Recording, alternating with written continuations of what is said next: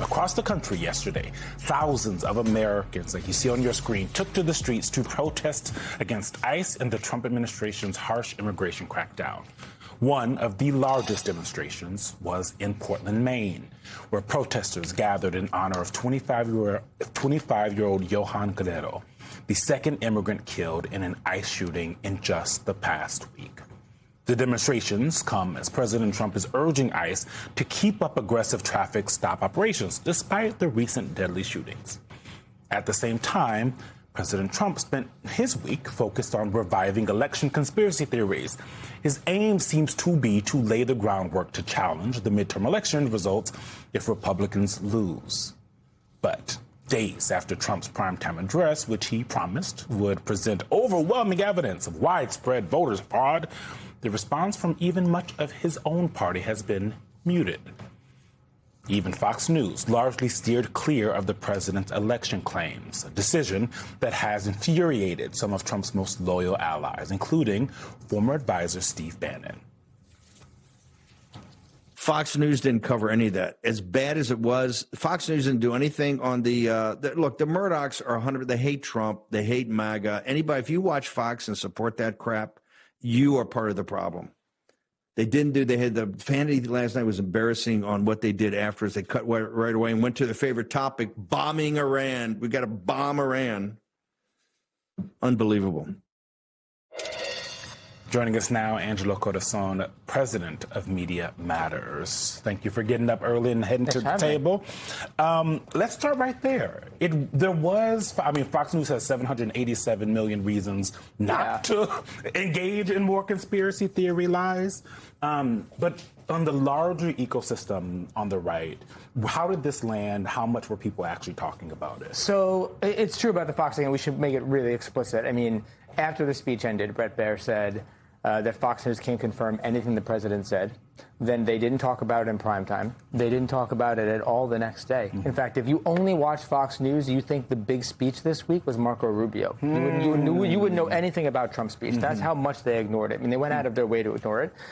And sometimes that's a way to help, right, to carry water. But I think the larger message has been penetrated, this idea that elections are to be doubted. And that gets to how did it play broadly. Because the audience it's not to convince America, right? It is actually, there were three groups that he was speaking to. It was the operators, like the Steve Bannons.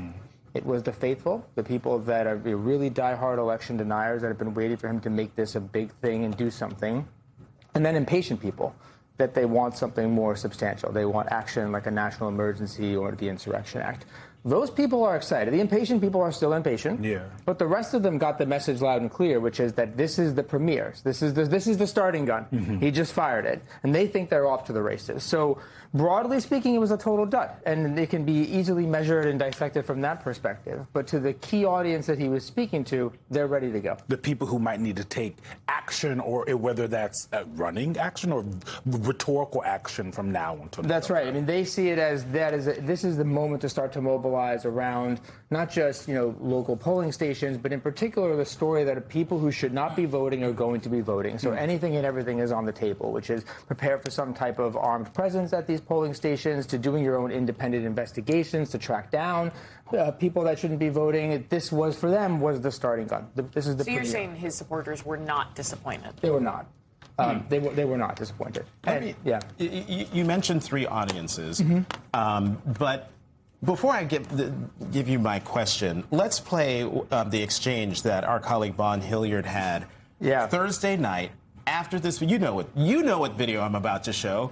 If you don't know the video I'm about to show, watch now. Did you acknowledge that there were no votes changed in 2020? All I can acknowledge is what the intelligence shows, right? I only know the intelligence community has zero evidence that someone has flipped, that a foreign power flipped a vote in 2020, 22, or 24. And so the 2020 election was, in fact, the results as we, the American public. I'm still researching, so let me. This is the first. But there's no intelligence. Not yet. There is no intelligence that the election would have said that Donald Trump was president. The president said that tonight. Now, Angela, I wanted to show that because you mentioned the president was talking to three audiences. Yeah. But I wonder if this was just one audience, but it was reversed. And this is something that I think Eugene brought up yesterday, that what if and I don't know if this was actually on air or during a commercial break, Right, so what I I apologize in advance, Eugene.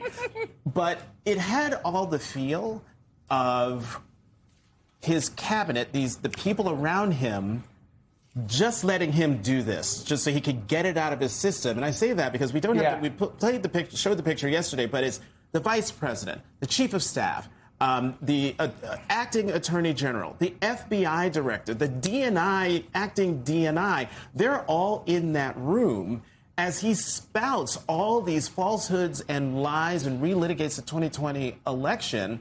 And that's why when Fox News decided, we're going to show it, but we're not going to talk about it, was this just a let's make the big guy feel good about himself? I think, I'm sure that's a part of it. But what I think we can't discount are a few things. One, that John Solomon guy, he's bad news. Okay, he's a harbinger of bad news, and it's worth remembering. I mean, especially in the context of that silly video, is that he is largely responsible for Donald Trump's first impeachment.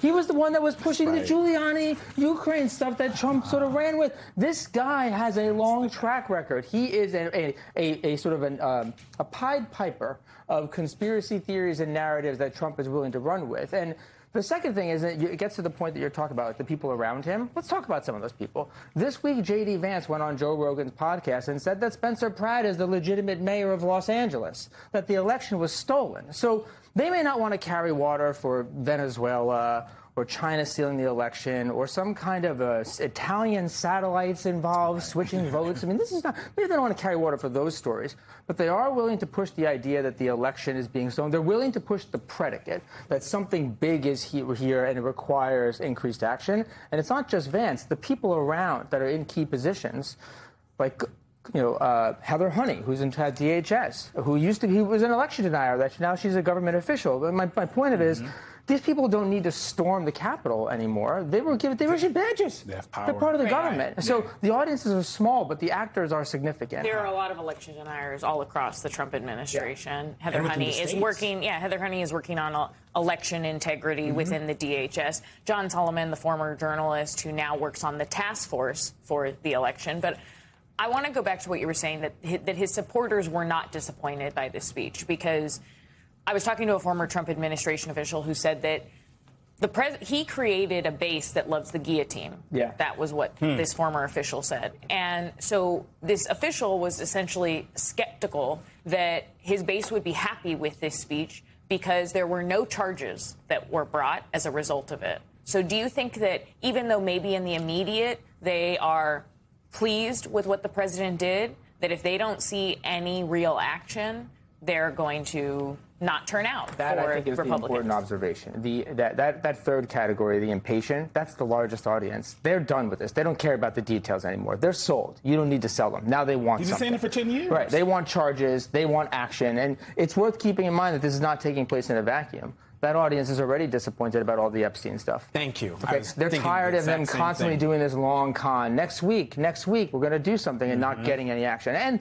they have bloodlust. They have bloodlust. And so you're right. There's very, very short shelf life here for him to actually take action. And the singular action that they want is a national emergency and a massive crackdown. And I think that's where you see that tied in a little bit with the ICE actions this week. I think part of the reason why he sort of overturned that sort of pause on these stop actions, because he knows his audience they're impatient. They want something. And even though they're not exactly together, they are a little bit connected. And so that is going to be the real determiner. It's either going to be a total flop and he's going to upset his audience even more, or it's going to be that impatience is going to actually lead to acceleration and increased activity. Are they going to get what they want, the impatient, do you think, in the end? I do. I think that they are going to go for a national emergency. I think all the pieces are there, all the players are there. And I think one of the things that came out of that Haberman book about Vance is I was struck by how many times Vance is the first one in the room to say national emergency, Insurrection Act. The people, any of the speed bumps or the friction that would stop this is not. And I think from Trump's perspective, he has nothing to lose to go for it. Is that he keeps pushing it. It's going to prove that the thing he's saying, even if it doesn't work out, when it's all over, he gets to continue to attack the elections. And that's what they want, right? They want to undermine and continue to undermine confidence in it so that they can actually break it.